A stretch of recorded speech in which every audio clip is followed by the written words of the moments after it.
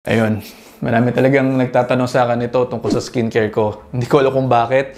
Tingin ko naman, normal lang tong balat ko. Hindi naman ako sobrang kinis at meron din akong flaws. Pero sabihin ko na sa inyo, dahil medyo madalas na akong nakikita sa TV tuwing umaga, medyo naging conscious din po tayo. Kaya mas inaalagaan ko na tong skin ko at bukod sa sunblock at pagkain ng healthy. Tulad ng parati kong sinasabi sa inyo, pupunta po ako dyan sa Loxbel sa may Congressional Avenue sa Quezon City. Diyan, nag-o-offer sila ng mga procedures para maalagaan lalo ang aking balat. Para syempre, presentable naman po ako kahit papaano para sa inyo. Bukod din sa mga procedures na pinapagawa ko like cleaning at saka Renova, meron din silang paalaala na gamitin araw-araw ang products na meron sila kaya ginagamit ko rin to. Syempre, malay ninyo, baka makita nyo po ako sa daan. Nakakahiya naman kung hindi ayos yung itsura ko, di ba? Para okay na okay din tayo sa picture natin together. O yan, basta ang aking secret sa skin, recap lang natin. Not so secret na ngayon, eating healthy at ngayon kasama ko na rin po ang Loxbel. O paano? Kung gusto nyo rin po, welcome na welcome kayong pumunta sa kanila.